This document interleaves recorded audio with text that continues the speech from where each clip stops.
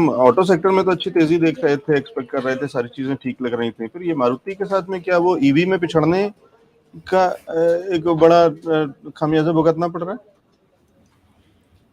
देखिए ईवी में तो क्योंकि आप देखें टोयोटा और मारुति ये दोनों लोग काफ़ी पीछे रहे हैं ईवी में।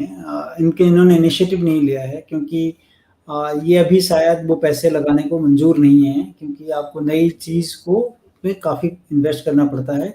ह्यूमन रिसोर्सेज बोल रहे हैं आप, टेक्नोलॉजी बोल रहे हैं, पैसे बता सारी चीज़ें लगानी पड़ती हैं और ये मारुति और टोयोटा ये दोनों उसमें थोड़ी पीछे रही हैं। ये हाइब्रिड मॉडल को ज़्यादा प्रमोट कर रहे हैं। अभी तक इनके बॉडी लैंग्वेज या इनके प्रोडक्ट्स को देख के ऐसा लगता है। इंडिया में अगर आप देखें तो 2 कंपनियां काफ़ी अच्छा की हैं, टाटा मोटर्स और महिंद्रा एंड महिंद्रा, जिन्होंने काफ़ी बढ़-चढ़ कर हिस्सा लिया है और चूँकि महिंद्रा एंड महिंद्रा में मॉडल्स इतने अच्छे हैं उनके पास, जो एक्सयूवीज़ के जो भी नंबर्स हैं काफ़ी अच्छे आते हैं और टाटा मोटर्स तो ईवी में काफ़ी आगे निकल गया है। महिंद्रा एंड महिंद्रा अब ईवी में भी काफ़ी बड़ा फोray करने जा रहे हैं। तो उस तरह का आपको दिखेगा नहीं रोड मैप मारुति में, उस तरह की चीज़ें। लेकिन नंबर्स तो अभी तक एलेक्स जी जो मंथली नंबर्स हैं और इंडिया की सबसे बड़ी कार मेकिंग कंपनी है ये, तो उस लिहाज से अभी भी नंबर्स में तो कुछ नहीं है, बट हाँ एक वोलेटिलिटी डेफिनेटली ऊपरी स्तरों पे है कि 13,000 के आसपास जाकर वापस जो है इसमें थोड़ी गिरावट दिखती है। लेकिन नंबर्स में इस तरह से कुछ नहीं है। अभी कुछ दिनों में ऐसा कहीं न्यूज़ पढ़ रहा था कि इनके ईवी के भी मॉडल्स जो है प्योर ईवी प्ले के भी कुछ मॉडल्स आने वाले हैं, बट स्टिल अभी तक मार्केट में है नहीं। तो वो डेफिनेटली क्योंकि वो मार्केट शेयर वहाँ पे नहीं गेन कर पा रहे हैं। कुछ दिनों पहले तक इनके पास तो एसयूवी भी नहीं थी, तो वो भी मतलब ये थोड़े पीछे हैं। ये मार्केट को पहले स्टडी कर रहे हैं, देख रहे हैं, लोग पहले वेंचर आउट कर रहे हैं, फिर ये पीछे-पीछे जाकर अपना मार्केट डेवलप करते हैं उसमें। तो मतलब लीडर तो नहीं कहा जा सकता इन टर्म्स ऑफ टेक्नोलॉजी या इन टर्म्स ऑफ इनोवेशंस। ये डेफिनेटली लोगों को देखकर फिर ये अपना एक बेस मॉडल जो कि आम लोगों तक पहुंच जाए उस तरह की चीज़ों को करते हैं। लेकिन मुझे लगता है कि चूंकि पैसेंजर व्हीकल्स की अगर बात करें लेक्स जी, तो प्योर प्ले अगर होगा पैसेंजर व्हीकल्स में तो मारुति सुजुकी है।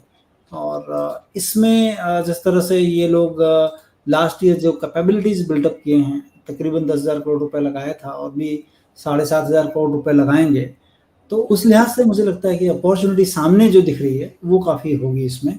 तो इस पर नज़र रखनी चाहिए किसी भी निचले स्तरों पर।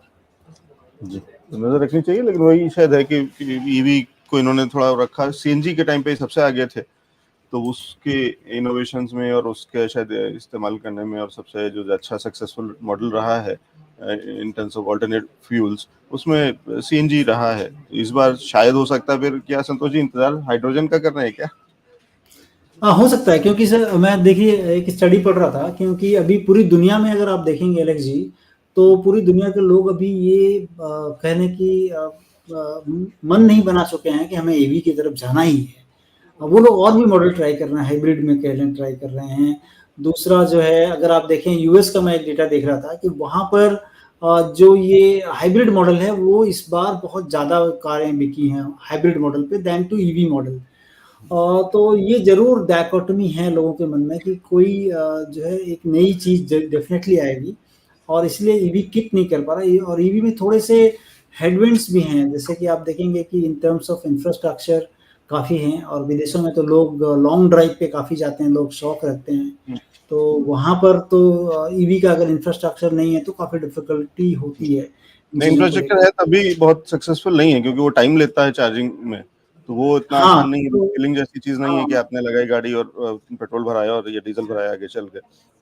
तो उसको हाँ। लंबा समय चाहिए, 8 घंटे 10 घंटे 12 घंटे टाइप। तो वो तो ट्रैवल में, और ये दो अलग अलग गाड़ियां हों कि लॉन्ग डिस्टेंस के लिए अलग है और शॉर्ट डिस्टेंस के लिए अलग है, ये थोड़ा मुश्किल होता है। और फिलहाल हाँ, हिंदुस्तान ये में तो मुश्किल होता है। हाँ ठीक है, तो वो एग्जैक्टली है। और तो वही अभी मतलब कैपेबिलिटीज कहाँ आएंगी, और ये कंपनियां कंजर्वेटिव हैं, मारुति तो काफी कंजर्वेटिव है। तो वही सोच रहे कि हम पैसे लगा दें और फिर तब तक दुनिया जो है दूसरी तरफ में शिफ्ट हो जाए, तो और वो वो नहीं बहुत जगह करना वाला चाहते। भी आर्गुमेंट चल ही रहा है कि इलेक्ट्रिक व्हीकल्स भी कितनी अच्छी चीज है, क्योंकि पॉल्यूशन आप एक जगह तो खत्म करते हैं, गाड़ी से तो धुआं नहीं निकल रहा है, लेकिन पावर प्लांट जहाँ पे भी है वहां से तो धुआं निकल ही रहा है। तो पावर तो अभी हाँ भी बहुत ज्यादा उस पे नहीं है। पॉल्यूशन के बिना तो नहीं बनता है, ज्यादातर तो थर्मल प्लांट्स हैं या उस हाँ, तरीके के। लेकिन एलेक्स जी अभी जो है ना इंडिया में अगर आप देखें तो थोड़ी सी स्थिति बदली हुई है, क्योंकि अभी हम 25% के करीब जो है कैपेबिलिटीज बिल्टअप कर ली हैं ऑलरेडी, जो कि रिन्यूएबल्स की तरफ। 2030 में हम 75% रिन्यूएबल्स पे चले जाएंगे और 25% के आसपास थर्मल पावर रहेगी। तो अभी आने वाले जो है 4-5 सालों में स्थिति एकदम चेंज हो सकती है। लेकिन वो साथ ही साथ जिस तरीके की डिमांड बढ़ती जा रही है वो भी चैलेंज है, तो उतना आसान नहीं है। हम आज तक हर घर बिजली वाला चीजें अभी तक नहीं पहुंचा पाए हैं, या हर गांव में बिजली नहीं है, अभी भी बहुत सारे ऐसी जगहें हैं। और प्लस वाला भी चैलेंज है कि हर बार कमी भी है, तो जहाँ पे है भी वहां पे भी अभी कटौती बहुत देखनी पड़ रही है। स्पेशली ये जो हीट वेव है, जिस तरीके का मौसम नॉर्थ इंडिया में चल रहा है, या शायद बाकी हिंदुस्तान में भी चल रहा है, उसके चलते डिमांड बहुत बढ़ी हुई है और उसको भी पूरा कर पाना मुश्किल हो रहा है। तो इतना आसान तो पावर प्लांट्स को पूरी तरीके से क्लोज करने का, इसीलिए इस बार बीच में कोल और ये वो जो चैलेंजेस रहे हैं वो इसीलिए रहे हैं। और उसके अंदर में भी बहुत सारे घोटालों जैसी की भी खबर रही है कि सस्ते में कोयला खरीद करके घटिया क्वालिटी का और महंगे में बेचा गया है। तो वो तो एक अलग कहानी है, लेकिन उस पर भी नजर रखते हैं। चलिए चलते चलते संतोष सर, एक चीज और, एक पीवीआर आई नो